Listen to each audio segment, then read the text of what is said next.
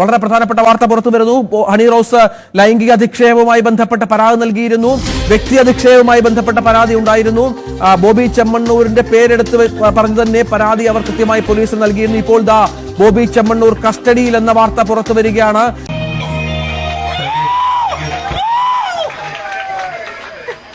അല്ലെങ്കിൽ ഏതെങ്കിലും ഒരു ഇനാഗുറേഷൻ പരിപാടികളിലൊക്കെ അദ്ദേഹം പ്രസംഗിക്കുമ്പോൾ വളരെ മോശമായിട്ടുള്ള രീതിയിൽ ദ്വയാർത്ഥ പ്രയോഗത്തിലുള്ള പല കാര്യങ്ങളും ആവർത്തിച്ച് അത് ഹണി റോസിന്റെ കാര്യത്തിൽ മാത്രമല്ല മറ്റ് പല ഈ കാര്യങ്ങളിലും ഏതെങ്കിലും ഒരു വിഷയത്തെക്കുറിച്ചാണെങ്കിൽ പോലും പലപ്പോഴും സോഷ്യൽ മീഡിയയിൽ വന്നുള്ള അദ്ദേഹത്തിന്റെ പ്രതികരണം ഇതിലൊക്കെ കൃത്യമായിട്ടുള്ള അശ്ലീലമായിട്ടുള്ള ദ്വയാർത്ഥ പ്രയോഗത്തിലുള്ള പരാമർശങ്ങൾ ഇതിനോടകം തന്നെ നിരവധി തവണ കണ്ടതാണ്. അതിന്റെ ഒരു മൂർധന്യാവസ്ഥയിൽ എത്തിയപ്പോൾ തന്നെയാണ് ഹണി റോസ് പരാതിയുമായി രംഗത്തെത്തിയത്. ഈ ഹണി റോസിന്റെ പരാതിയുമായി പരാതിയുടെ പ്രധാനപ്പെട്ട കാര്യം ഈ ഒരു ഇവന്റ് ഈ ബോബി ഏറ്റവും വലിയൊരു സൈസാണ്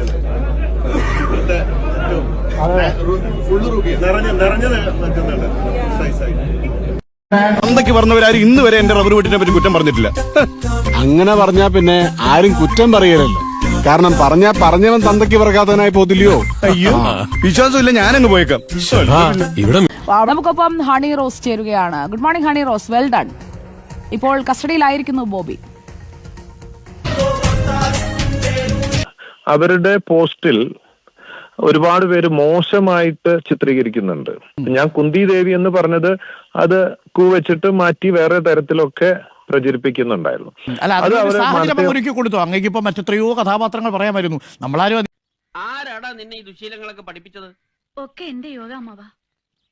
അങ്ങനൊരു പ്രയോഗം താങ്കൾ അറിഞ്ഞോ അറിയാതെയോ നടത്തിയത് അതിനൊരു കാരണമായിട്ടുണ്ടെങ്കിൽ അവരോടൊരു സോറി പറയാമായിരുന്നില്ലേ? അല്ല, അവരുടെ അടുത്ത് സോറി പറയണോണ്ട് യാതൊരു വിരോധമില്ല. നമ്മൾ മനഃപൂർവ്വം ചെയ്തിട്ടില്ല എങ്കിൽ പോലും അവർക്ക് അങ്ങനെ മാപ്പ് പറയുന്നു. അങ്ങനെയുണ്ടെങ്കിൽ അവര് ഖേദിച്ചിട്ടുണ്ടെങ്കിൽ തീർച്ചയായും നമ്മളെ കൊണ്ട് ഒരാൾക്കൊരു വിഷമം അറിഞ്ഞോ അറിയാതെ ഉണ്ടായിട്ടുണ്ടെങ്കിൽ, ഇവിടെ അറിഞ്ഞൊന്നും ചെയ്തിട്ടില്ല ഉണ്ടെങ്കിൽ പോലും നമുക്ക് അതിൽ വിഷമമുണ്ട് അങ്ങനെ വന്നതില്. തീർച്ചയായിട്ടും അതിന് സോറി പറയണോണ്ട് എന്താണ്, തെറ്റൊന്നും ചെയ്തിട്ടില്ല, ഇങ്ങനെയൊക്കെ ആയി എന്നുള്ളതാണ്. മാത്രമല്ല ഇനി അവരെ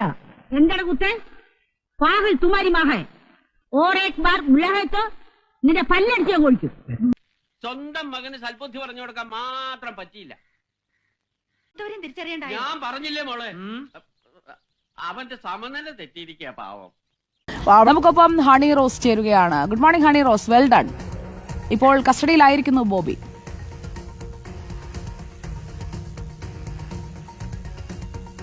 റിലീഫാണ് മനസ്സിന് തോന്നുന്നത്.